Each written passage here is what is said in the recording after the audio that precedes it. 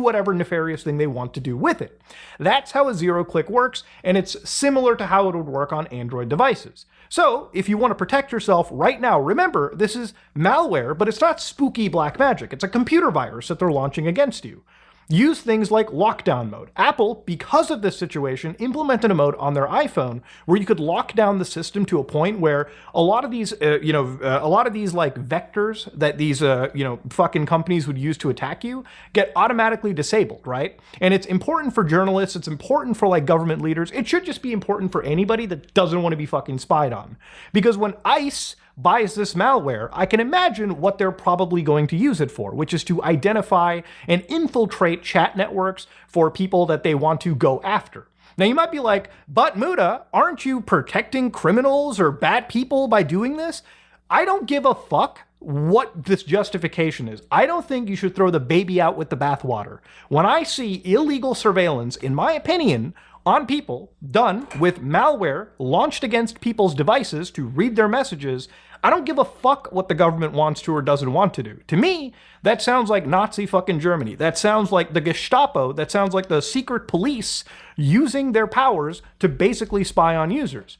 No, I think the government can absolutely go against criminal entities with the budget that they are given, and it doesn't have to involve in taking away the freedoms and liberties that people are slowly taking for granted, okay? That's just my honest to God take on that. And if you disagree with me there, then, there's a fucking big red X button at the top right of this window. You can click that and go do your own thing. It is that simple. I'm sorry if I sound overly passionate about this. It's just something that I feel is disgusting and it needs to be called out. And it's one of those things where, like, I don't see many people talking about it because I guess it's too technical. I guess many people don't understand. But this is the government buying malware that they are most likely going to be using against the civilian population en masse. Without fucking warrants, it seems. It's crazy. And again, legally speaking, organizations like the EFF brought up something that was a little bit mind-blowing to me. The US was originally buying this, like in the last administration, but they didn't because there was actually an executive order passed that prevented this kind of stuff from happening. So Executive Order 14093, which is prohibiting the use of the US government for commercial spyware that poses risks to national security. So this is a executive order, and I don't know if it's an active executive order. I'm sure a lawyer watching or LawTube can probably correct me on this. I think an EO does it. I think maybe an executive order has like a time or statute to operate under. But the idea is basically this was prevented because a commercial spyware may pose counterintelligence or security risks to the US government when a foreign government, in this case Israel, or a foreign person has used or acquired the commercial spyware to access the US government computers, right? And yada, yada, yada. You can read the whole executive order summary for yourself. But this wasn't a silver bullet, but it was probably the strongest protection people had against a foreign company, a foreign country like Israel, who has no right to be selling software that can be used against another country's citizens. It's just fucking insane that this is the world we're in. I made videos where I taught you guys how to use PGP not even a few weeks ago. During the Battlefield 6 betas, like while we were playing it, I made a video about using PGP, Cleopatra, to make your own keys and start exchanging messages in PGP.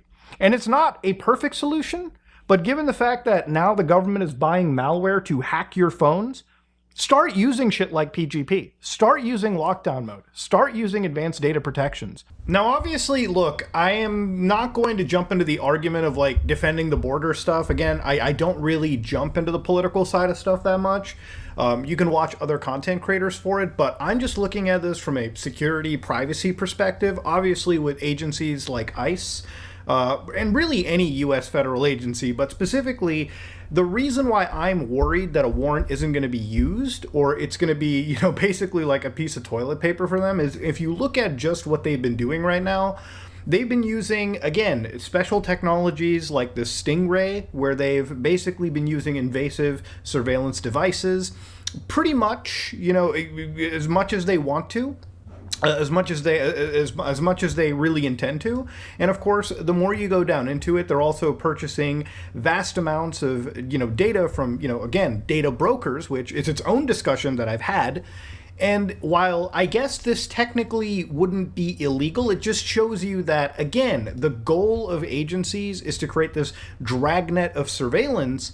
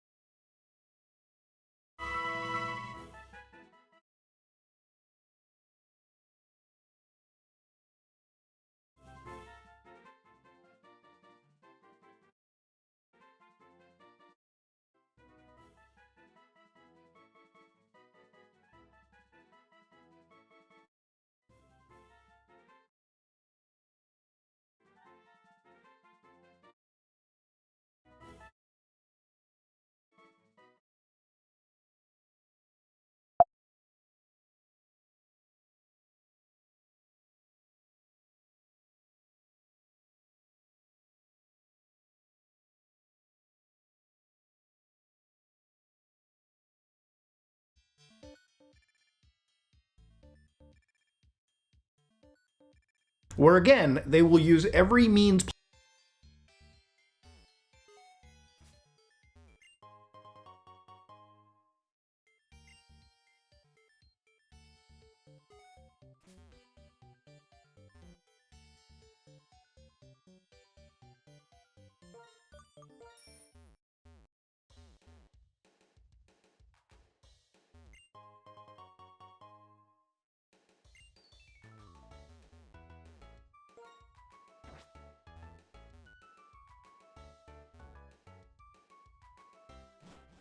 possible to constantly spy on individuals. If you think for a minute this malware won't be sent to a group that, an organization like ICE that would consider, like ICE would send this to like groups that they would consider to be, illegals or criminals in their eyes. I mean, it is a broad terminology that I'm assuming that these organizations are going to go with.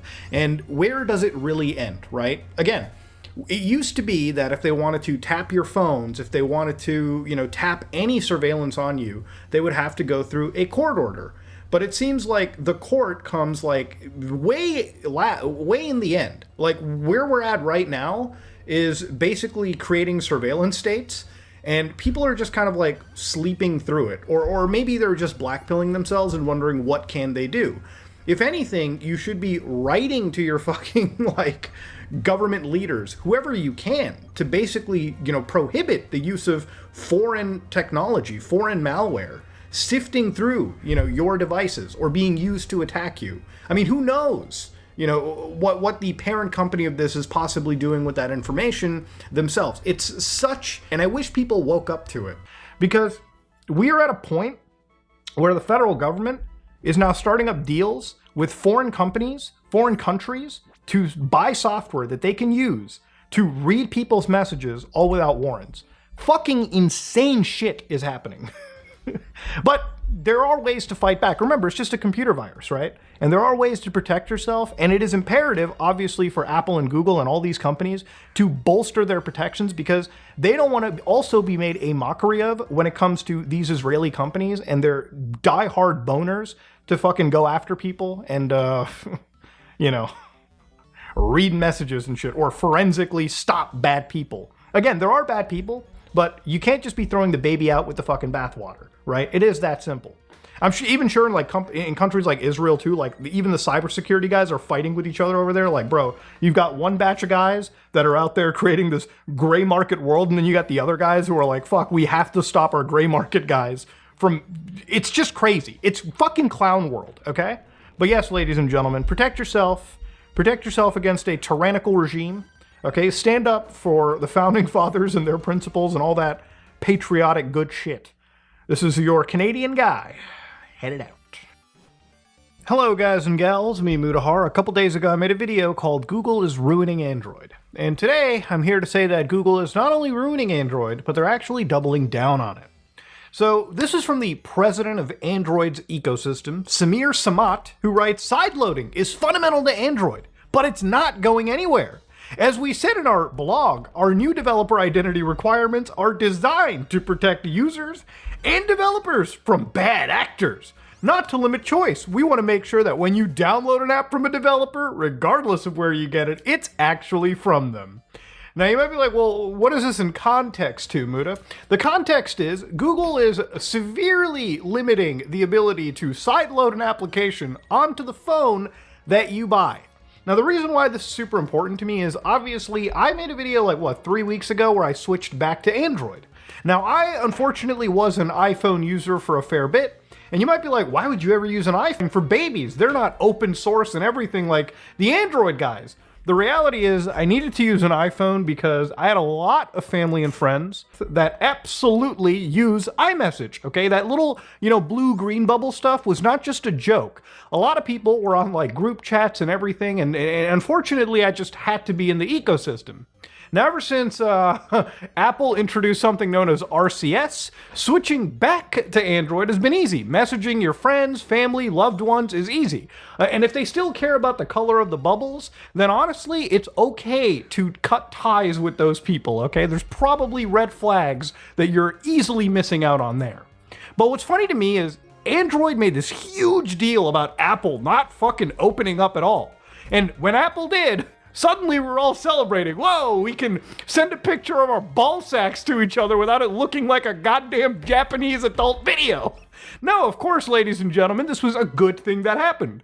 And it's funny to me that out of nowhere, literally not really out of nowhere, Android has decided, yeah, we're going to implement that layer of security. So what this effectively means is they basically said that when they were analyzing all of the stores outside Google Play, they found that there was 50 times more malware, okay? 50 times more malware. Oh my God. You could get hacked if you install a random application. So to protect users, they added an extra layer of security called developer verification. So Android next year, globally, I think it starts with Brazil and a lot of the Latin countries first, then it goes to the rest of the world, okay? And eventually, it'll make it to the Great White North. Starting next year, Android will require all apps to be registered by verified developers in order to be installed by users on certified Android devices. You might be like, well, Muda, what's a certified Android device? Well, if you look here, ladies and gentlemen, these are a list of certified Android devices. Basically, every single fucking device on the market is a certified Android device. And there's a few exceptions around this, and we'll actually touch upon them towards the latter half of this video, and I'm going to show you how to get Google out of your phone, okay? Because honestly, I hate it when any company tells me what the fuck I can and cannot do on the phone that I buy, all right? It's just insanity. Now, of course, obviously, you might be like, Muda, this is really good. What about old people that get hacked? I just want to, get rid of the misinformation for you. Installing an APK on a fucking Android phone is not something that is super duper easy to do immediately off the bat. For instance, you go to a website, you download an APK file, which is effectively a package file that installs an application to your smartphone. Now, most smartphones, this is a Samsung Galaxy Fold 7, and probably shouldn't have bought this one actually, because it's one of the more restricted smartphones. I actually recently found out about Samsung. But you have to go to the settings, you have to navigate through the settings to something known as an auto blocker. You have to disable the auto blocker, and basically it will tell you if you install any applications, it could be a virus. I mean, I think that's good enough, right? A lot of operating systems do that. For instance, when you're on Windows and you're installing a shady application, sometimes you see that little red square that shows up and like, whoa, you better not run this. Oh, better not. But you still can. You have the choice. Macintosh is a great example, okay? You install a weird application onto your Mac, Mac will tell you, we're not going to let you run it, bro. It's scary on these streets. But you can go to the settings app, you can go to the security tab, and you can open the application anyways. You have to go through like 4 or 5 steps, but you still have the freedom. And I think it's good. Okay, I think that's fine. I think friction is awesome. Because if I really care about running a shady app, I'll go through 4 or 5 fucking messages. I may not enjoy it, but I get what Apple... It's a fair compromise is what I'm saying. I don't think it's okay when you take that feature out entirely.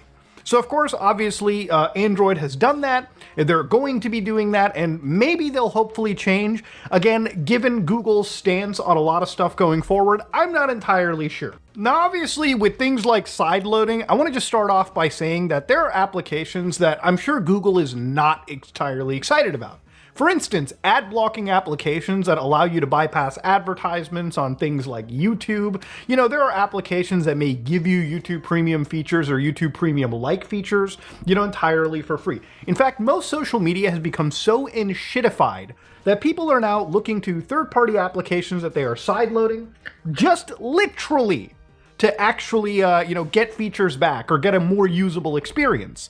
And of course, obviously, there's other things like IPTV boxes, you know, where people watch like free television. You might have somebody who, you know, you ever drive outside and you just see like on the side of the road, free IPTV or something. You call somebody, you pay them like $100. They give you a little set-top box, and usually the box consists of a bunch of APKs coming preloaded that have like access to Netflix and all these things for free. And generally, I think a lot of these places are where Google wants to hit the hardest because there is a lot of malware on those streets. And I'm sure that there's a lot of people that get their shit hacked because they buy something for $100, put their login credentials through obviously malware-ridden applications, and bad things happen. Then, of course, the other scary thing is game emulators, right? For a lot of us on Android, one of the biggest advantages is having access to, again, great hardware, having access to the complete hardware, and then using that hardware to play a lot of games that we grew up with. For instance, playing DS games on an Android phone, easily possible. You can just unfold these devices. I want to see Apple try this, by the way. And then absolutely run DS games, Game Boy Advance games, even PlayStation 2 stuff runs really well on modern Android devices. And I've actually been playing a lot of old games, like Pokemon stuff on the DS. Just literally unfold my device for an hour, play a little bit, and then move on with my day. You know, a lot of these applications are actually going to be a little bit on the dangerous side. And of course, the other thing is obviously privacy-focused messages too. Like, for instance, you know, a lot of these applications that serve really, really important but niche needs now need developers to possibly dox themselves over to Google, right? To become a verified developer. Now, I'm sure for a lot of people that are in the emulator scene, and we've seen lawsuits happen recently, I'm sure some people are scared to dox themselves to YouTube to become that verified developer. The ultimate thing about it is obviously it should not be up to Google. It should not be up to Silicon Valley to decide for the entire world what we do with the hardware we buy. Imagine for just a fucking minute if you bought a Windows PC and Microsoft decided what the fuck you cannot install or do on your device. Imagine you buy a Mac laptop and Apple decides what you can and cannot do on your device. Would you be angry? I know I would. I know everyone would have a right to be angry. Okay, simple as that. We are so far away. Android came out, what, like over 15 fucking years ago? And it was a huge, huge deal, okay? It was a counter to Apple's iOS. It basically laid the market for like what is the most used smartphone operating system. In fact, what might be one of the most used operating systems in the world. Android was built on openness and freedom. And to take that back or severely start limiting and becoming another fucking version of Apple makes me wonder why I ever switched from the walled garden. Because honestly, if Android takes away some of these features, the literal, like, why would I need one of these devices? Apple does a lot of shit that Google does a lot better anyways. Now, one of the things that obviously I wanted to make this video for was not just to rehash or doom scroll, but also, is there a way to say fuck you to Google and keep your free phone, your freedom intact? Yeah, actually there kind of is. But before we go into it, obviously, if you remember a while back, like years ago, I made a video on something called the Freedom Phone. And realistically, I told you guys not to buy something like that because you could just spend the money on, you know, a device itself and then just install Android out of the box. So Android, the open source package. Now, Android is an open source system, but Google is now developing the entire OS fully in private. And one of the problems with this entire situation too is that Google, while they said they're going to be releasing this for the public too, like they're still going to be releasing the sources available as well. They're still going to be releasing the AOSP.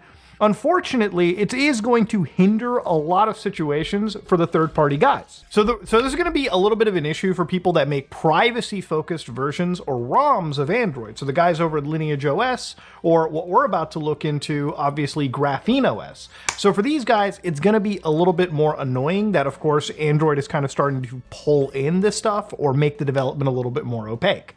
Which again, all these things don't look that good. So let's try to get rid of Google from our devices.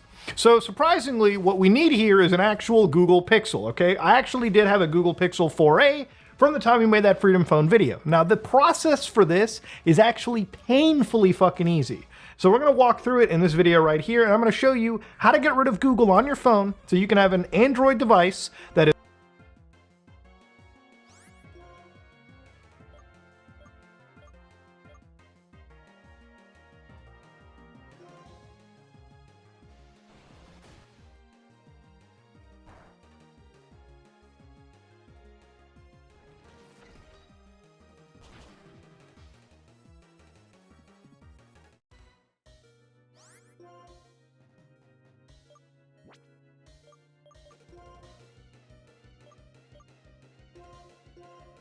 is fully your own, and one that you are free from all of the bullshit that Google is adding. So you can hopefully install APKs and all this shit down the road, and you should be able to do this, again, at least with these Google Pixel devices. Your mileage may vary with other phones like Androids, like Samsung's, where, again, with the problem with these phones is that they're actually pretty locked down from Samsung. So what we're about to do here with this Google Pixel isn't going to be something that's easily done with Samsung phones. So kind of put those away. And if you can do it with Samsung phones, they're probably just going to trip a security flag that'll remove like 7 or 8 features, like, you know, Apple, like Samsung Pay or whatever from your device, which I'm sure that some of you guys don't want. I'm sure some of you guys probably deal with banking applications on your phone, and I'm pretty sure you want to deal with them and not have something break down. But anyways, assuming that you've got a Google Pixel, let's get started. So immediately on your actual device here, you want to go to Graphene OS, and you might be wondering, Muda, why do you not have Brave? The reality of this is I want to use Google Chrome simply because it's going to make the installation process a whole lot easier. Now, with Graphene OS, the actual installation is so easy if you have a Google Pixel that you hit that Install Graphene OS button, and you get the option to do a web USB system, or you can do a command line installation. For the audience watching who wants it really easy, let's go with the web USB system. So when we get the web USB system up over here, the first thing it's going to ask us is if we have any of these systems. Now you can do this on Windows, you can do this on Mac, it all runs through your web browser. Now since I have Linux over here, you might have to change some things on your system like install certain packages and turn off certain services. But once everything is done, you can unlock the bootloader. So here's my phone. And yes, I am using an Apple Vision Pro as the first-person viewpoint for recording this, simply because it just makes it easier. Okay? I don't have a GoPro. I'm actually using the dumbest option for all of this.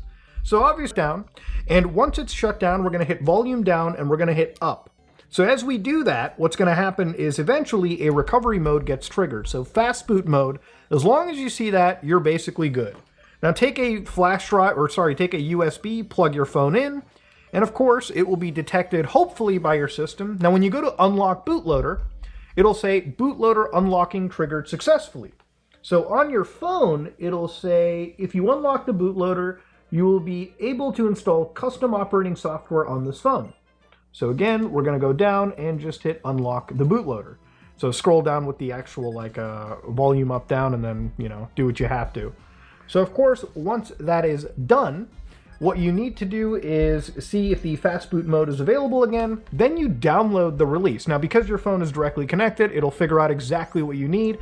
Now, this is a Google, I think it's a Google, Pixel 4a, so it's pretty out of touch anyways, it's pretty outdated. So it's actually not using, it's using like an end of life version. Again, do this with a Pixel 9 or Pixel 8. I don't know, I think the Pixel 10 just came out. I don't know if they have a ROM ready for it, but you get the idea. So again, you want to go to flash the release, and right here, it's actually doing all of this stuff. So within a fraction of the time, it's restarting the device, doing everything, writing those bootloaders, and of course, you can actually see that things are turning on and off. Again, make sure the USB remains connected, don't remove anything during this, and just let it do what it needs to. Alrighty, so once it says flashed this, whatever your thing is to device, it'll be different depending on which device you have. So now you want to lock the goddamn bootloader. So right when you're on the screen over here, the fast boot mode, it's kind of hard to read with the blurriness. Hit that lock bootloader, and of course, scroll down and lock that bootloader, ladies and gentlemen. And of course, once everything is locked down, I think you can just pull off the actual USB, everything is flashed. And of course, now you can hit that start, and it'll say your device is loading a different operating system. So again, this is obviously true. We're not running, Google's version of or anything. This is literally running Graphene OS right now. So again, you can see Graphene OS over here. Literally just a couple features in this, like they can sandbox Google features. So again, you can control just how much information, from my understanding, that goes in or out of your device to services that you may not really trust, but you're forced to somewhat interact with. So again, the operating system is firing up. Let's give it a second. All right, so here it is, Graphene OS. Hit that little start, and then of course you can pick your, country. So for instance, I'm gonna go with English Canada here. That's my language. Then, of course, it'll ask you for your time, date, yada, yada, yada, put whatever. Wi-Fi, you can put in your actual Wi-Fi address. Let me go here. So just to show you guys how an APK would work, I'm going to go to Epic Games Store, download it for my Android device, just to basically show you how this stuff works. So again, you download the APK, and it could be any APK. It really wouldn't matter. You don't have to worry about verification. So as soon as that's done, hit open. And immediately, even on Graphene OS, it'll say, for your safety, you just can't install stuff unknowingly. So again, you go to settings, you allow it from the source, and then of course you then install. So it's still friction, but it's just, you now have the freedom to do whatever it is that you want. Now there's other options like Postmarket OS, which honestly I haven't really played around with, but I think they service more devices than Google, and you can obviously play around with this. So obviously now that I've installed this, I can go to the Epic Games Store, and then I can basically use this APK as I intended. So yeah, this is you getting a bit of your freedom back. And that, ladies and gentlemen, is a video that I am going to be capping off. If you like what you saw, please like, comment, and subscribe. Dislike it if you dislike it. Remember, Google might want to take away your freedoms, but you don't have to let them win. You can obviously fight back. You can get access to your devices again. And, I think it might be something people may... The other one, though. You know what one I'm going to ask about? Which one? The files. The ones that were just magically shut from everyone at the end of 2021, at the end of Ghislaine Maxwell's trial. Oh, that... The Epstein files. I almost forgot about that. Talk about literally no reason to be classified. Mm-hmm. And another thing. Epstein's Black Book? Do I know? I've read it. It sold at auction. The original sold at auction. And the photocopies out there, would we be protecting a guy like him? Why? He's a convicted pet, first of all. And probably way worse than just that. Yes. I think the evidence is pretty strong that he was way worse than that. He's a bad, bad guy. I say all the time, and I'm going to repeat it here. I think the reason why even in death he's being protected is I believe pretty strongly that he was a Mossad access agent. As do I. It all points to that. So why are we protecting him? Yeah, exactly. Why are we protecting him? That's why you're here. Please answer. I mean, well, look at why the Mossad might be interested in somebody like him. Let's say you are the leader of the Mossad, and you want really tightly held, closely protected information from senior American leaders, political leaders, business leaders. You can't recruit those people. You're not going to recruit Bill Clinton. You're not going to recruit Bill Gates or any of the other people. Prince Andrew. You're not going to recruit those people. So you do the next best thing. You recruit somebody who has ready access to them. That's right. And then on top of that, you give him an unlimited amount of money where he's got this private island in the Caribbean and a private jet where he can fly his friends down there. You wire the house for audio and video, so nothing is overlooked. And you ply them with alcohol and underage girls, and you've got them. You've got them. So you can either do it the easy way or you can do it the hard way. You say to them, look, you just had a 16-year-old girl, and so you're going to tell me what I want to know. Or they know what the game is. They know what they've done. Otherwise, we wouldn't have people coming out and saying, well, I kept my underwear on. Remember that? Uh-huh. So I think that that's what this was. I think that this is... Because we all know that the Israelis spy on us. I mean, they're worse than the KGB or whatever the KGB calls. Yeah, we're going to talk about that. Yeah. Yeah, they're... For the intelligence community in the United States, Israel is ranked as critical threat for counterintelligence. They are prolific spies. And so it just makes perfect sense to me that this would be an Axis operation. So again, though, why are we the ones saying Yeah. nope, closed up? Because let me paint a picture for you real quick, and you tell me if I'm way off here. I don't care if I'm way off. It's just what I think about sometimes. And I remember my first conversation I ever had with Danny Jones on the phone. We talked about this, and I've had this thought for probably 4 or 5 years. I want you to imagine you're sitting in a back room in Israel in 1967 or 1968. Okay, you just had the whole 1967 thing pop off. Right. You were just over 20 years removed from the Holocaust, where your race was attempted to be exterminated from this earth. Yep. You are still 4 years out from the Munich Olympics, where people are going to put their hands up and not help you, or not let you even come in and help the situation when your people were kidnapped, and the games actually continued. They didn't even pause while it was going on. That's right. So that's not even on the table yet. But you realize that there's a lot of support around the world that isn't necessarily coming to your aid. In your defense, you are a small country in the middle of the Middle East, where at the time, every single country around you would like you eradicated from the earth. And in this room is only a handful of people. It's like Golda Meir, the leader, maybe definitely the head of Mossad, maybe the head of Shin Bet, one or two other people. And you are sitting around, and mind you, in America, we think about everything tomorrow, the day after that. Maybe if we're a real long-term thinker, we're thinking about next year. Good point. Other places around the world, they think 200-300 years out. Certain places around the world, they're thinking thousands of years out.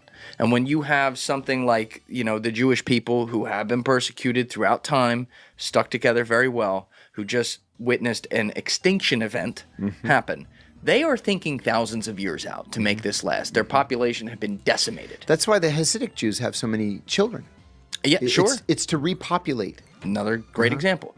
So you have that thought in mind, and I say this because you're not thinking about what does Israel look like in 1987. You're thinking about what Israel looks like in 3027, and what your people, the diaspora, looks like around the world.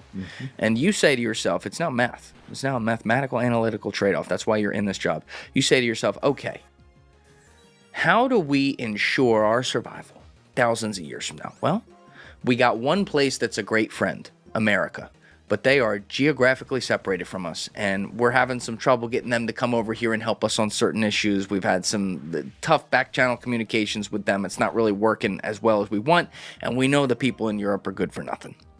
So how do we make sure America is our best friend? Well, this is the dawn of the TV age. It's where pop culture kind of all comes together. It's post-Kennedy, who was a pop culture president. You have politics, you have entertainment, you have media, you have, business. All these things are interchangeable. And you say, okay, we need to make sure we get close to these people. And we need to make sure that when we get close to these people, we have some information that can make sure that they're there for us when we need them. And so they sit around the room and they say, all right, what's one thing people can't come back from? And someone raises their hand and they say murder. And they're like, no, that's been done before. People have come back from that. You can come back from that. And then someone in the room says, and you got to bleep this, Alessi, the kid. And everyone in the room knows that this is a first world country we're talking about, and that's a big no-no. You don't come back from that. You do that, you're cooked. It's not possible. You're cooked. And they sit there and they say, maybe they don't say it like this, but they say, are we willing to sacrifice the lives, effectively, of 50,000 kids over the next 5-6 decades to make sure that our entire race survives 1,000 years from now? And in the words of Aldo Rain, I'll make that deal, right? Like, that's the attitude that the people in those rooms have. And that's not a deal I want to make, to be clear. I'm not saying about myself. Right. I'm saying this is how they might think. I could see Is that far-fetched? No. I could see that. I could see that. Their calculation is far different than our calculation would be. You're right about long-term versus short-term. We only look to, the end of the current president's term. But we don't do long-term planning. We never have. We pretend to, like on nuclear stockpiles and stuff like that. But we don't really do long-term planning. They do very long-term planning. And that's why they're such prolific spies. I remember on my first day at the CIA, and I think I told you this before. We were in it's called the Bubble, the CIA's auditorium, and all the new hires, there were like hundreds of us. And we were getting briefings, like the head of security would come and brief us, and the head, and whatever. And the head of counterintelligence came to brief us and said, he explained what a declared officer was versus a unilateral officer. So a unilateral officer is you're undercover overseas, nobody knows you're CIA. A declared officer is somebody where, like, I was declared in Athens. My boss took me to the Greek intelligence service and said, "This is John Kiriakou. He's a CIA officer, and he's here to work with your people." Okay, so they've declared my status. So he said that the Israelis have two declared officers here. One Mossad, one Shin Bet. They work in the Israeli embassy. They're missing 187 though. And the FBI had, the FBI had identified 189, 189 undeclared Israeli officers, intelligence officers, and they were mostly in defense contractors all across America trying to steal our defense secrets. And later on, somebody told me, well, the Israelis are obsessed with the idea that we're not giving them everything, right? And we give them pretty much everything, but they want to make sure they're getting everything, literally everything. For example, when the F-35 came out, they were the first ones to say, we want the F-35. And so we said, okay, we'll give you the F-35. So we just barely degraded the avionics. Okay, and we called it the F-35I for Israel. And the reason why we did that is because we don't want anybody to have exactly the avionics that we have in case, what happens if one of these crashes in Russian territory and the Russians reverse engineer it? Now they have the F-35. We did the same thing with the Emiratis, the F-35E for Emirates. So they said, no, we want your F-35. The same F-35 that you have. And we're like, no, we're not giving it to you. And we sold them the F-35I. Well, they're trying to steal the avionics for the F-35 because we wouldn't turn it over. It's very typical of what the Israelis do. Smile and they thank you, and our friendship is forever. Our greatest ally. Yeah, another one. He should have stayed in Philadelphia. The world would be a better place. Yeah, he's not great. No. This is such a hard topic because people have such strong opinions, and I get yelled at by everyone on this. Oh, I'm sure. Like a lot of things, I'm pretty down the middle on this one. Yeah, I fully understand why it's a state. I support that. I would like a two-state solution. Me too. I think that Hamas and Hezbollah are bad. I also think the current leadership of the Israeli government is bad. I think what's going on in Gaza is terrible. I understand October 7th was terrible, and that's what started in the first place. I agree with every word you've said. Okay, so let's keep going here. First of all, the $1 million question, let's start with an easy one. The F-35I example. If the shoe were on the other foot, will we not do the same thing? Probably. Okay. Yeah. So, you got to call it both ways on this. That's fair. Second example.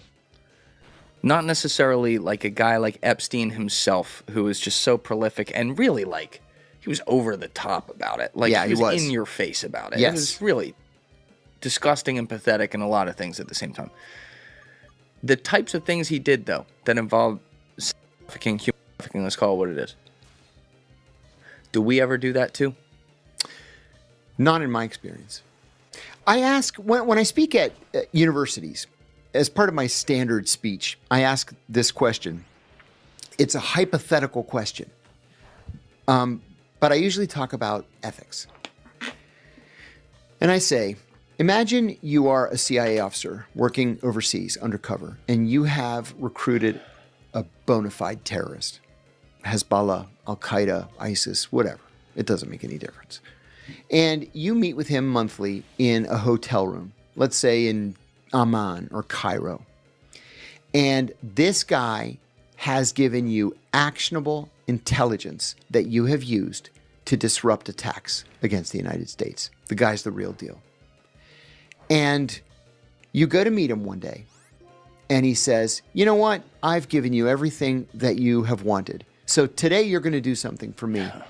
I'm not giving you any more information until you get me a prostitute right now. Just a prostitute. Do you get him the prostitute? I said, I always ask, show of hands, how many people would give him the prostitute? And usually about 75% put their hands up. Yeah, I'd probably make that deal. Yeah. And I say, yeah, you would. You'd give him the prostitute. It's nasty. It's ugly. But, this is the job that we've chosen. And that's her job, as long as she agreed to it, like on a That's it. business. Yeah. Okay. What if he asks you for a prostitute? Yeah, I knew it was going there. How many would give him a prostitute? That's where I can't do And this. they job. all look around. And then usually about 10% will put their hand up. And I say, absolutely not. Not under any circumstances. Let's talk about peptides for a minute. If you're like me, you're seeing them everywhere. Just because something says peptide on the label doesn't mean it's actually doing anything for you. That's where OneSkin's OS1 in my clinical science code 1 face. By the way, using it, obviously I gotta look good on camera, so we need stuff like this. So go get 15% off your first order of OneSkin products by using code Julian at oneskin.co. That link is in the description below. Once again, that's 15% off using code Julian at oneskin.co. After your purchase, they're gonna ask you where you heard about them, so please support our show and tell them Julian sent you. Invest in the health and longevity of your skin with OneSkin. Your future self will thank you. First of all, from a practical perspective, he's not going to walk away. You're paying him thousands and thousands of dollars for his information. You're probably willing to resettle him if something goes wrong. But this is a child we're talking about. A child. The problem, though, is, and this is why I bring this up, there's no rule at the agency. Remember, your job is to break the laws of the country that you're in. You're committing espionage just having the meeting in the first place. So you've got to go into a career like this with your own set of moral values, with your own ethical standards. Deep down, we all know right from wrong. It's really not that complicated. You know that it would be wrong to do something like that under any circumstances. We'll say, well, greater good and all that stuff. And I say, no. In real life, he's going to give you the information. It's not about the child. He can go out and do whatever he wants in his own time. But you've got to draw the line between right and wrong because headquarters isn't going to do it for you. I think the incentive structure you point out in that example actually makes your answer make sense. I would believe that. But on a greater mission level, meaning like if it wasn't just some guy who you're already paying who says, you know what, go get me a kid. And you're like, fuck you, you're not going anywhere, right? If it was something where you were trying to infiltrate people who were involved with this kind of thing and you needed to not even create it yourself. You mean to disrupt a network? Sure. That a network that doesn't have to do with that, but they do this too. You're telling me, and I hope you're right too, because I would like to think we don't do this, but you're telling me that that would never happen? You know, I can't say with 100% certainty, but I can say in the 15 years that I was there, I never encountered anything even close. Yeah, I couldn't see you doing that. Never. Yeah, you wouldn't even do the torture. No, I wouldn't even do the torture. One guy asked me for a ton of money, and I'm like, yeah, that's a lot of money. And he says, well, I brought all my wife's gold jewelry. I said, what am I, a jeweler now? Yeah. Come on, you know the deal. You signed a contract. It's a big organization though, and we don't know how big it is. And I always ask There that are a to lot be of fair. sociopaths walking the halls. And you know that, we're zeroing in on Epstein here because he was caught and he was here. Yeah. They're not the only ones who do that, man. You're absolutely right. There's a lot of agencies that do that kind of thing around the world. A lot. And that's where it gets messy. It's disgusting. It's horrible. But, the fact that we are closing those files does tell me a lot. And it tells me that there's influence bought. You know, there has to be. Because, again, there is literally no reason, no legitimate reason for any of those documents to be classified. None. Yeah. Another argument that pisses me off with this, because I think people are looking at it the wrong way, is the whole AIPAC thing. So everyone complains about AIPAC, and they blame AIPAC. Right. And they blame Israel. Right. And I'm like, wait a minute. Blame the Justice Department and the Congress. Right. They're using the system Sure. that we allow to be used. Of course they're looking out for their own country's interests. It's like blaming rich people for taking tax deductions. That's what I'm saying. Don't blame the rich people. Fix the law. Exactly. Why don't we do that? Why is that not changed? Because, I mean, I'm going to be straight with you. When I look at Trump's current cabinet, there's 3 positions, and please correct me if I'm wrong here, that have the most impact on foreign policy outside of Tulsi Gabbard, okay, at DNI, you know, and Ratcliffe at CIA. There's the Secretary of State, the Secretary of Defense, and the UN ambassador, and we're one of like 2 countries that can veto anything there. Yes. I got a UN ambassador, Stefanik, whose #1 funder is AIPAC, who goes in front of fucking the Senate to get confirmed and tells Van Hollen did a great job with her. He didn't try to bury her. He knew his shit, and she told him to his face that she believes that Israel has a biblical right to the West Bank, which is a war crime for everyone. It's a war crime for everyone keeping track out there. I then have a Secretary of State, Marco Rubio, who's funded out by them. And then I have a Secretary of Defense, Pete Hegseth, who, you know, not his fault. He just came from Fox News, so we can't see where he's funding. But when he's walking out of meetings with, I don't know, John Fetterman, a senator who's going to vote on him, what's the first thing he says? I was very glad I could sit down for the position of United States Secretary of Defense with a United States Senator and discuss our greatest ally, Israel, and our unwavering support to them. If my United States Senator and my United States Secretary of Defense #1 issue for the United States Defense Department is another country, they could be the best country in the world. It could be my best friend in Britain. What about? And like, I don't f- with that. What about the congressman that wore an Israeli military uniform onto the floor of the House? Oh yeah, you're talking. What's the guy with? He's missing his legs. I don't mean that in a mean way. What the hell's his name? Brian. He was on that article we pulled up earlier. He's the guy who announced all these things, all the U.S. aid funding. Brian. Right. Man or. It's short. Not man. It's. Do you have the link, Alas? Mars. The one I texted you? Yeah, that guy. What was it? Brian Mast. Yeah, Mast. He was wearing another country. Again, I don't have any issue. Like, there's a lot of positive about Israel. But, like, if that were a British uniform, everyone would be up in arms. Yeah, they would be. Yeah. What the f***? Yes. It's unacceptable. Yeah, I couldn't agree more. I feel exactly the same way.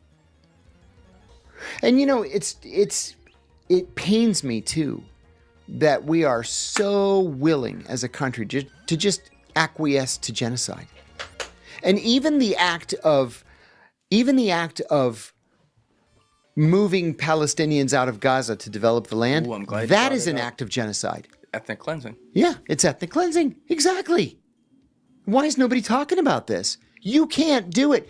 I was talking to an Albanian documentary filmmaker just a couple of days ago, and he said, you know, there's this idea being floated that they're going to move all the Palestinians to Albania because we're Muslim. And I'm like, Albania? I hadn't heard that. He said the Albanians are up in arms right now. Secular Muslims, too. Yeah, like they're secular Muslims. Yeah. Who don't speak Arabic, by the way. Yeah. And, you know, there was talk early on, it came from the White House, of moving them to this island that's owned by Indonesia, and they could speak Arabic there. And then the third idea was to split them in half, and you put half in Jordan and half in Egypt, and both the Jordanians and Egyptians said, absolutely not.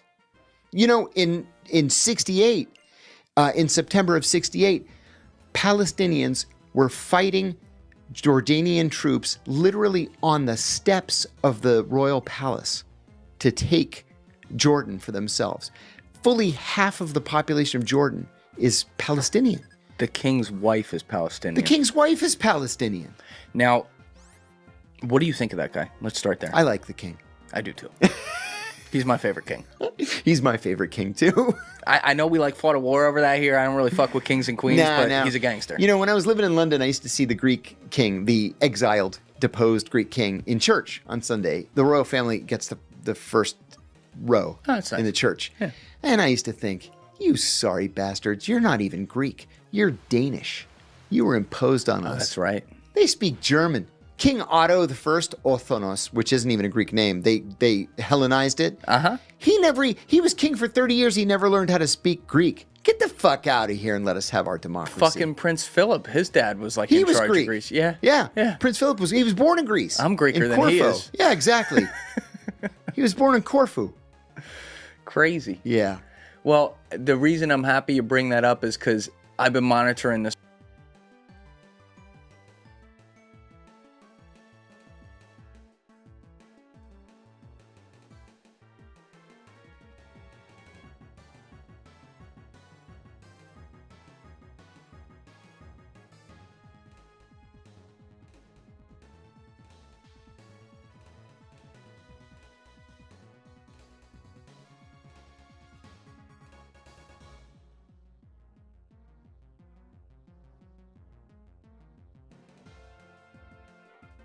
in this one like crazy since the beginning, because that Jordanian king, I first got introduced to him through Joby Warwick's books, and I was blown away by him.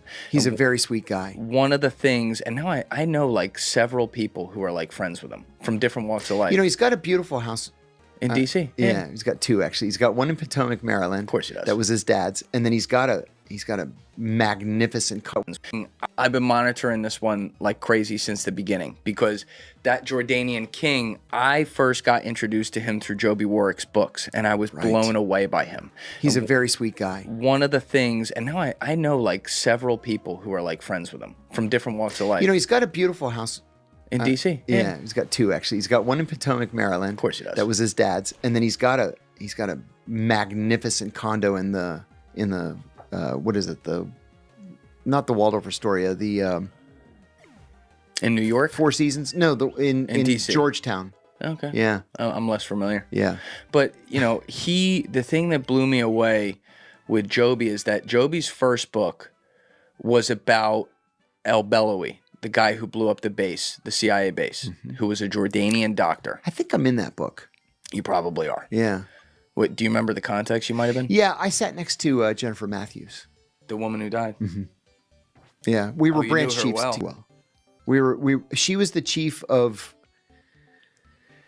I forget what she was the chief of, and I was the chief of counterintelligence in Alex Station. So we sat next to each other. Oh, shit. You were the chief of Did you tell me this before? I don't know. I don't remember. You were the chief of counterintelligence on the Bin Laden desk. Yeah. For how long? Oh, not long. From when I got back from the Abu Zubaydah operation to when I went up to the 7th floor as the executive assistant. Okay, so this is after 9/11. After 9/11. All right, I think we did talk about this. Well, but let's take a little side trip, though. We'll come back to the king. What was that like at that point? Because he's in the weeds. He's in the...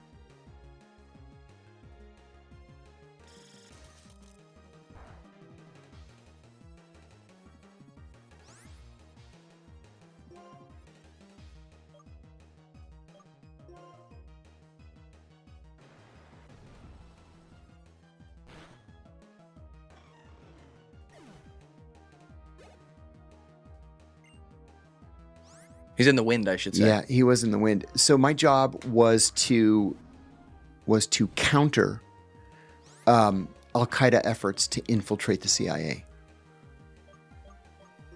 Al-Qaeda was infiltrated. Yeah. Did they ever successfully do it? No. But That's good. The closest they ever came was, unfortunately, the host bombing, where she was killed. Right. So source infiltration. Got it. All right. You know, may I finish Please. a couple thoughts on Jennifer? And I told Joby this when he was writing the book. Many of us were furious with the CIA, not with Jennifer. Jennifer fucked up, but it was not her fault. The CIA's got this rule, stupid rule, that in order to be promoted to the senior intelligence service, you have to have done a rotation in the policy community and a rotation in another directorate. So, like for me, I started in the DI, I went to the DO. And then I did a rotation to the State Department, where I was in the American Embassy in Bahrain desk officer at State. Legitimate State Department jobs. So that made me eligible to be promoted to the senior intelligence service. She had done a rotation at State, but she had never done a rotation in ops. Well, post 9/11, everybody's like a chicken without a head, right? So if you're an analyst, a career analyst, she'd been in for, 12, 15 years by then. You're an analyst and they want to move you into an operational position. You've got to go through something called the Operations Course Accelerated, OCA. So you skip all the CIA 101 silliness. This is what a cable is. This is what an operation is. This is, you already know all that stuff, so you just skip it. So instead of an 18-month class, yours is 6 months. And they teach you how to shoot and how to do the crazy driving and how to build a bomb and how to take a bomb apart and how to do all these different things in those 6 weeks. And then you go out to the field. So all of this, the weapons, the counter surveillance, all this stuff is fresh in your mind. But with Jennifer, they're like, oh my God, we need somebody to go to host, like right now. Hey, Jennifer, you need a rotation of the DO, right? So you can get promoted? Okay, go to host. Can you go tomorrow? And they send her. But she didn't know what the fuck she was doing. She didn't have any experience at all in operations. 0 experience in operations. She was brilliant and a great analyst, but they didn't train her to protect herself. And the next thing you know, we get this volunteer, and he's bin Laden's doctor. And oh my God, it's amazing. El Beloui. Yeah, Beloui. And so this is going to be the greatest source we've ever had against Al-Qaeda.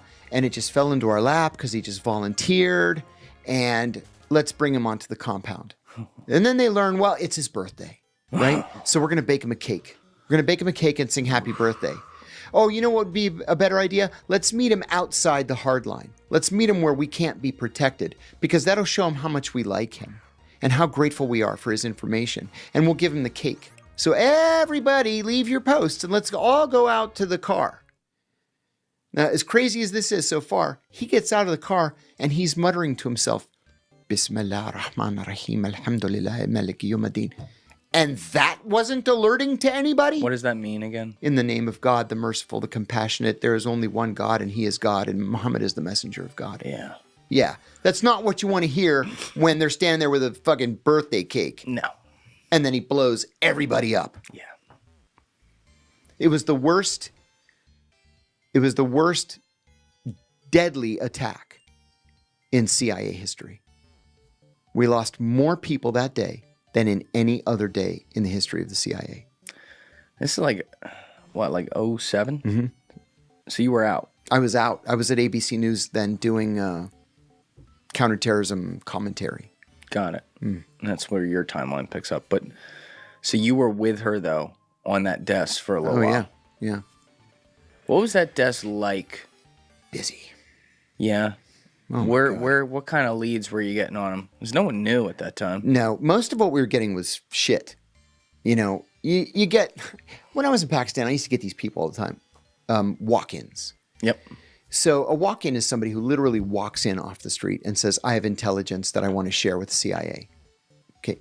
98% of the time, it's a lunatic, right? 1% of the time, it's either what's called an intelligence peddler, which is somebody who actually has a nugget of interesting information. And he brings it to you, and you give him $100. But then he goes to the British embassy, and then the French embassy, and then the Russian embassy, and then that's a month's salary. You gotta make a living. Yeah. Yeah, legit. Yeah. The other 0.5% is what's called a probe. So this is usually Iranian. It can be Hezbollah or North Korean. And they'll come into the embassy like this. They'll be like, yeah, I have information I want to give to the CIA. Can you call a CIA guy down here for me? And they're looking like, where are the cameras? Are the doors armored? Are the windows armored? How many of the people I'm dealing with have guns? Can I see the true name of anybody on their badge, or have they obscured their badge? How many checkpoints do I have to get through before I'm in the event that they want to attack our embassy at some point and blow it up? They've got a design on how to do that. That's why we keep them outside the hard line. Only in the smallest embassies do you bring them in. But otherwise, you know, I'll meet you at that shack in the parking lot because you're not coming in here. Yeah. But then the remaining 1% is the real deal. And the old timers who worked against the Soviets will tell you that the greatest sources in the history of the CIA started as walk-ins, because they're so deep down into the weeds that you would never encounter them. You're not going to meet those people at some diplomatic cocktail party, right? You're not going to meet them anywhere officially. Like, are you going to meet a North Korean nuclear scientist at a cocktail party? And of course you're not. But he may just walk up to the embassy and knock on the door. That's a career-making recruitment. And so when they saw Beloui and he's, you know, pretending to be, well, I'm not sure I want to do this. Well, but maybe I should because 3,000 Americans were killed. Oh my God, I can't believe I'm doing this. He played it just right. Yeah. And they were so excited because this was the first major source that we had, akin to what we once had against the Soviets. This is going to make, people are going to get medals. They're going to get promoted. This is going to be incredible. Hey guys, if you haven't already subscribed, please hit that subscribe button. It's a huge, huge help. Thank you. Where did you guys, when you were on the desk, 04, whatever, somewhere in there, where did you guys think he was? Where was your inkling? Bin Laden? Yep. It was pretty well split. I thought he was in Afghanistan. And Why? I just didn't think he had the wherewithal to get out from Tora Bora. I thought that he was hunkered down in a cave. I really did. And then, later on somebody said, oh, he's probably still in that cave. And I said, no, that doesn't make sense. We know that he's got kidney problems. And it's cold in caves. You can be in a cave, okay, overnight, but not years in a cave. I said, he's probably in some little village somewhere in some, mud hut. And then the other half believed, he's probably in Pakistan. He's probably like right on somewhere. We didn't realize he had gotten so far in. And he's staying at, what was effectively the west point of Pakistan. Oh, crazy. Yeah. Right on top of it. Abbottabad. That's nuts that you were on that desk. Can I go back to John Kerry? You can for do one whatever you minute? want, 'Cause John. You've just reminded me of something, or I've reminded myself of something. Abbottabad. He asked me like I'm going to say no, fuck you. One of the things I told Kerry early on, he told me, hey, we need to come up with some investigations. This is when I thought he actually meant it, before I learned better. Yeah. And I said, are you planning any international travel? And he said, yeah, I want to go to Pakistan and Afghanistan. I said, okay, I'll go with you to Pakistan and Afghanistan. But I think what we should do is the doctor that led us to bin Laden. Do you remember the story of the doctor? We recruited a Pakistani doctor to go to Abbottabad. Let me back up.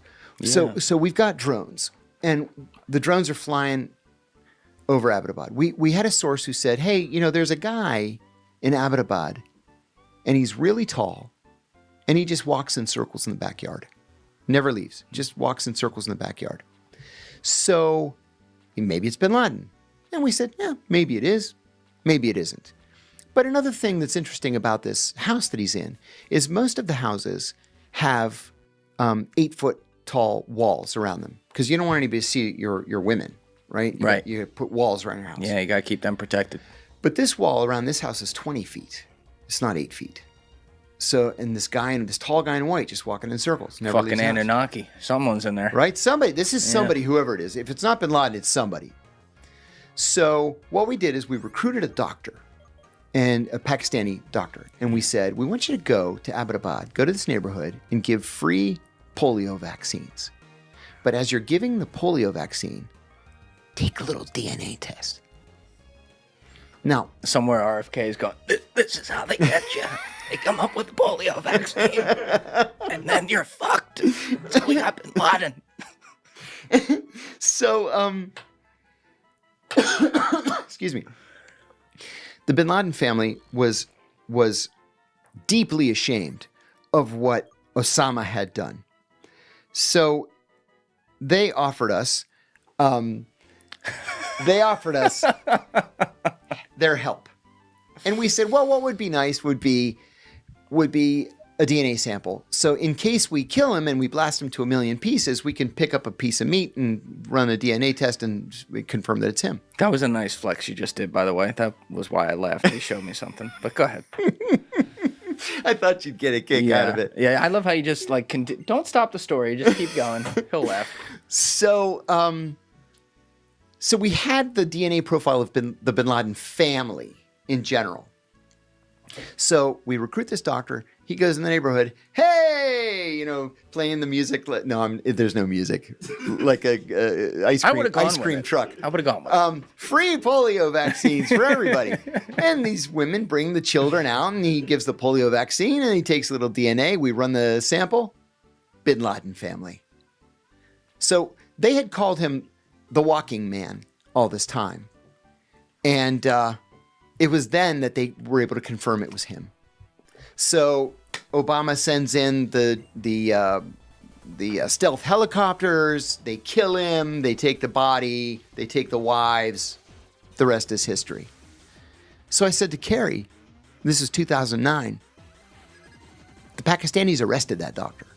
They charged him with espionage. This is before he's killed, because he's killed in 2011. Correct. Right? Yeah. So I said, we should get him out and bring him back to the United States. Oh, because you knew that you were read in on the intelligence that they confirmed it was him. Mm-hmm. You knew about bin Laden's whereabouts 2 years before it happened, and you weren't even in CIA anymore? Yeah. People talk. Yeah, how do you know? People talk. Holy shit. They get excited and they can't keep it to themselves. Yeah, I'm going to tie you down later and fucking get all the secrets out of you. I've been out 20 years now. Pause. So I said to Carrie, we should get this guy out. I said, you'll be a national hero if you can get this guy out. And the Pakistanis loved Carrie. So he's like, That's not reassuring. no. And he's like, nah. Unless he just starts cracking. He's like, I don't want to interfere in the, the internal relations, the internal politics of it. I said, Senator, there's no downside to this. There's no downside. This guy risked his life to give us Osama bin Laden. Let's just do him a solid. Bring him back. Wouldn't do it. Just wouldn't do it. And Did then he give you a reason? He Like a didn't, legit- didn't want to get involved. And now, he may have had the idea on his own and raised it with Obama, and Obama said, fuck you, or he said something to, whoever was CIA director at the time. I don't even, it was... Hayden? 09 would have been Hayden, It was right after Hayden. So Morrell? Morrell was acting. No, it was what's his face from California, the congressman, Leon Panetta. Yeah, it was Leon Panetta, because then Panetta went on to be Secretary of Defense. He was in charge when the bin Laden thing happened. That's right. Yeah. That's right. So maybe there was some component here that I didn't know, that he had. I already had the idea. I said to Obama, and Obama said no, and Panetta said no. I have no idea, but I thought we should help this guy out because he risked his life for us. And Carrie's just like, not interested. Did we ever get that guy out? Mm-mm. So he's still getting his balls electrocuted today? Mm-hmm. That's terrible. Yep, he sure is. Wow. Yes, he is. All right, so we were talking about El-Beloui with this, though. Yes. Because, this is wild. What a great rabbit hole. So you knew all the players involved here, what was going on. So you already laid it out. He went on. If you saw the movie Zero Dark 30, this scene was shown. I'm still angry about that stupid movie. Why? Because Another rabbit hole. Here we go. It perpetuated the lie that it was the torture program that led to bin Laden's location. Yeah. That was a lie. Great analysis led to bin Laden's location. They kind of showed both. Yeah. But I see what you're saying. Yeah. They included that as... Torture had nothing whatsoever to do with his location. Nothing. They recruited the right people, they used the right technology, and they found it. Yeah. You and I talked about this a lot last time we were here, so people could check out 249, 250, where we went through that, so we won't go through that again. But either way, that scene was shown in that movie, and from what I understand, maybe you can give your input here, it was pretty accurate, that one. It was generally accurate minus the torture part. No, I mean the scene. The actual scene. The scene was 100%. Yeah. In fact, I talked to, who did I talk to? Business Insider Magazine a couple of weeks ago. They had me review like eight intelligence-related movies. Oh, you did one of those? Yeah, it was so much fun. I can't wait to do it again. But one of them was that scene. Yeah. And it was right on. Wow. Right on.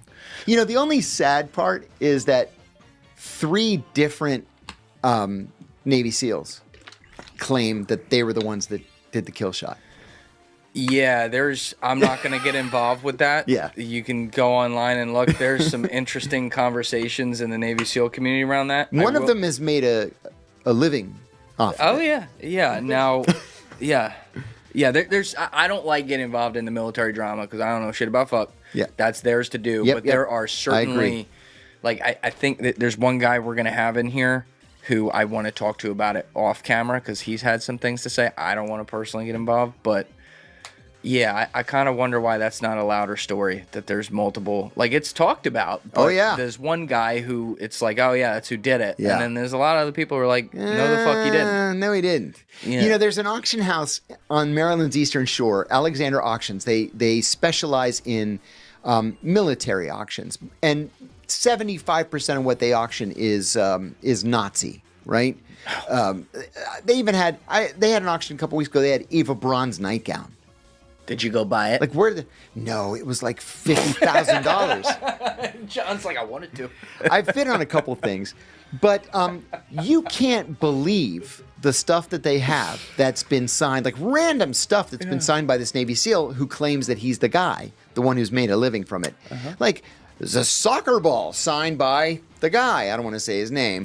But is it really worth $500 for an autographed, Time magazine with Bin Laden on it that this Navy SEAL signed? I just don't understand because one thing about the veteran community is, goddamn, are they strong with the stolen valor stuff? Oh, like they boy, eat each other. are they. We've seen it in here with some stuff where they got it wrong. Yes. And, ran with stuff. But you would think that would be, if that's the case, the biggest stolen valor Ever. in modern history. Ever. Yeah. And you would think there'd be a lot louder pushback. That's why I'm kind of like, maybe he probably did kill the guy, regardless of what you think about him, because it's not loud. There's some arguments, but it's not like people every day like this didn't happen. Yeah. I don't know. Yeah. It's crap. I don't know. I don't know what the truth is. I'm out. I don't want anything to do with it. It You is guys one figure of it the out most yourselves. one of the most incredible and compelling and exciting scenes that a person can imagine. Uh-huh. But I don't know who did Imagine what. you put 3 in the head of Bin Laden. Can you Oh, imagine? that'd be fucking awesome. I would think about it for the rest of my life. I know. I wouldn't have any. I mean, Yeah, like what? How do you top that in a career? you don't. No, You can't. don't. I don't think anything's ever the same after that. No, no way. But so the scene of El Beloui, accurate. You told Business Yes. Insider too? Yes. All right, cool. That Let me add one thing about Job. Joby's book is the most comprehensive account Yeah. of what happened that is humanly possible. Yep. He talked to everybody. And the way he lays it out is very compelling and completely true. So you actually took the words out of my mouth, because that's exactly what I'm going to refer to. His book that was published in 2009 Yes. covered that scene specifically and what led up to it. Yes. And so when he wrote this book, the guy was a Jordanian. Mm-hmm. This was a very bad look for Jordan. Oh boy. In fact, they apologized to us. Yes. Mm-hmm. And Joby wrote the book like he does, fairly, just reporting. He's a great storyteller, but Joby's not the guy who says, fuck you. No, or no, no, nothing no, like no, that. no. Just the facts. So he writes this book, and 2 things happen. Number 1, El Beloui's father, who did not feel the way El Beloui did and was embarrassed of Wow. what happened, put the book on his mantle because he said it was written fairly Wow. or whatever. That's incredible. The second thing that happened, obviously this whole thing's a very bad look for the king, and it was not written nicely to the king. It's reporting things that are not good for the Mukabarid, and obviously the things that slip through the cracks here. The king hit up Joby and said, hey, you could have been an asshole about this. You could have injected a lot of opinions in there. This is a really bad look for me, but you did this the honest way. It is a bad look for our country. We fucked up this or that. I appreciate the fact that, you did it in a professional way. So if you are ever writing a story in the future and you need some help getting sources, you call me and I will do that for you, which then ended up being the book on ISIS, which won him the Pulitzer. Oh my God. And once again, the first chapter, really bad look for the king. And the guy is still friends with Joby and everything, which tells me he respects in some way the relationship of, what's supposed to be like the fourth estate of life. Yeah. Right? And so I have followed the guy religiously since I read that book years ago. And I just found him so interesting. So, he speaks perfect English. Perfect. He's Western His trained. English is as good as ours. He's this brilliant guy. He also, I like this about him, never wanted to be king, never thought he was going to be. No, His it was supposed to be his uncle. Yeah, and then it was supposed to be his older brother. Mm-hmm. And his father's on his deathbed and says, no, fam, you're doing it. Switched it up. And he was like, what the fuck? And then his dad died. That's that. Yeah, it was shocking. So the guy, he's been king now for 25 years or whatever. First of all, every major event, he has been the Nostradamus on. He play-by-played how Iraq was going to happen when he was talking with the U.S. in 01 and 02. Smart. Right? Like, he gets so much... I'm sure he's got some shit wrong in there, but, he gets a lot right. And he understands the Middle East so well. And so right when October 7th happened, I was turning right to him. Like, all right, what's this motherfucker going to say about this? His wife's Palestinian, Yeah. so he's got a little feeling there. She's stunning, isn't she? She is. Queen Reina, right? That's what it is. So he was at some conference or something. This is like 2 weeks after. October 7th, and he gives these long comments on this. And one of the questions that he was asked, and we actually had a clip go viral where I was explaining this last year, and a lot of people didn't know this. But one of the questions that he was asked was, will you commit to taking in Palestinian refugees? Right. And he said, I'm glad you asked that. No, I will not. No. Or I think they No. said to him, why have you said you won't do that? I think it was like a leading question because he had said like, you won't do that. He said, if I do that, you know, because he has an allyship with Israel, but that doesn't mean, just like, you know, someone might not like our president at a certain time. It could be the same with him.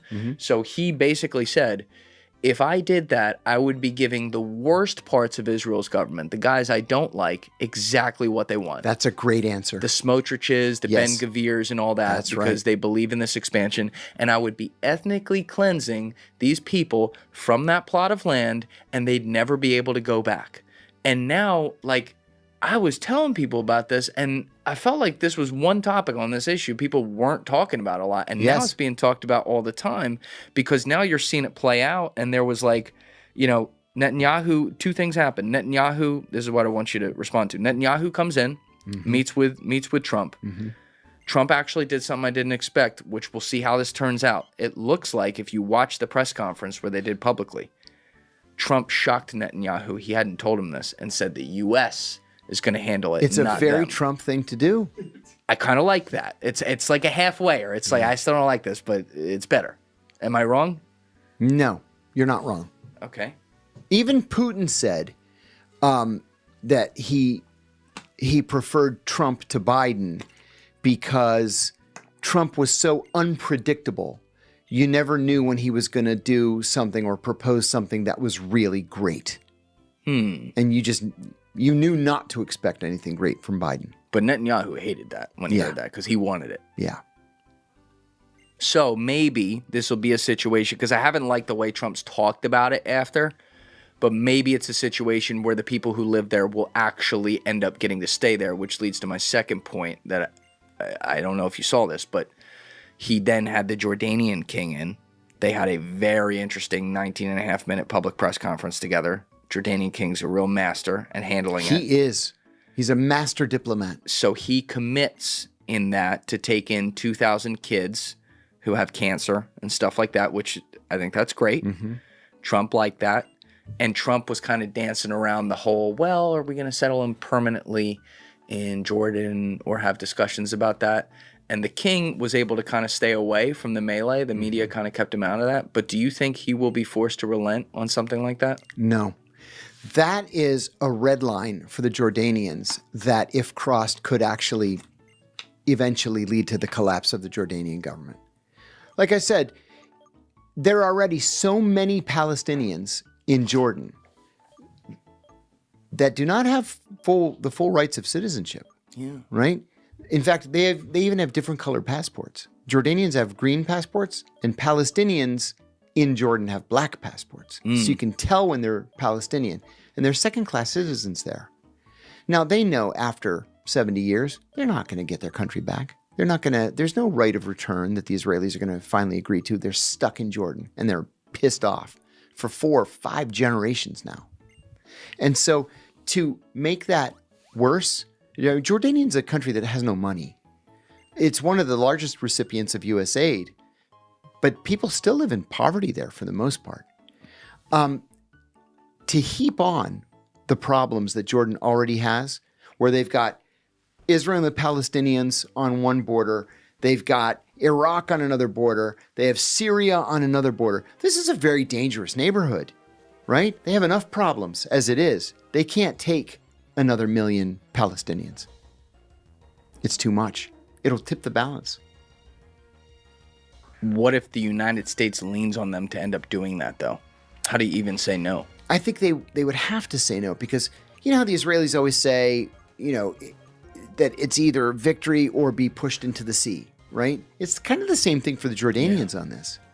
You know, I think I may have told you a story. A very dear friend of mine, my first boss at the CIA, he became the senior director for the Middle East at the National Security Council under Clinton.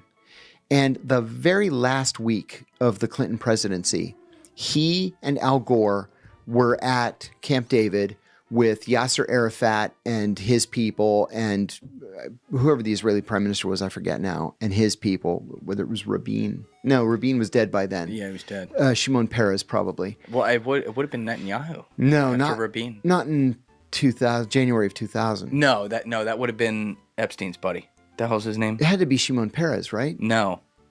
What's the guy's? Can we Google Epstein? Why the fuck? He was in that movie.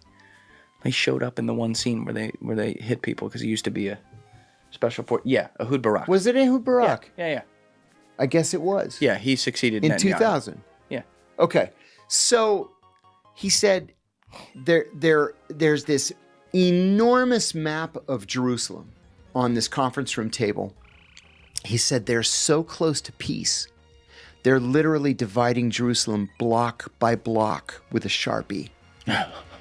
And they finish. And they come to an agreement. And Al Gore says, my God, we have peace. And Arafat says, I can never sell this to the Palestinian people. And he starts to walk out. Yeah. And Gore runs out after him. And he said, you can't just walk out.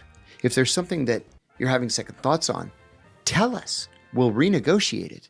We can't come this close to peace and just let it fall apart. And he said, I could never sell any agreement with the Israelis to the Palestinian people. And that was the end of it. This is where I always defend Israel with this stuff. These are the realities they do face. These people will be like, you're right. nowhere. You're right. And what we're talking about here is a legitimate and viable two-state solution. Yes. And it was the Palestinians that walked That's away. right. And that has happened again and again. And now listen, if there are a lot of Palestinians who live there who may not have voted for that leadership or were pressured into voting for that leadership, I have tremendous empathy for that. I know that's a real thing. Totally agree. But the people who have been given the power or taken the power to be in charge, whether it be Arafat and the PLO or, what we've seen in Gaza with fucking Hamas. Yeah. These are not good representatives. No, you've got Mahmoud Abbas, who's 16 years into a 4-year term as president. And you've got a bona fide terrorist group in Gaza. So, I mean, what do you do now? Like the Israelis, I went to Israel twice in 2022 for work, both times. It was, I had never been to Israel before. Never. I've been to 72 countries with the agency. I had never been to Israel. So I went as a journalist. An incredible, absolute formative place. Beautiful place I've been. It's the best and the worst of what the Middle East has to offer. It's a good way to put it. And I was just struck by it. And I went for the election. The Israelis are adamant about the death of the two-state solution.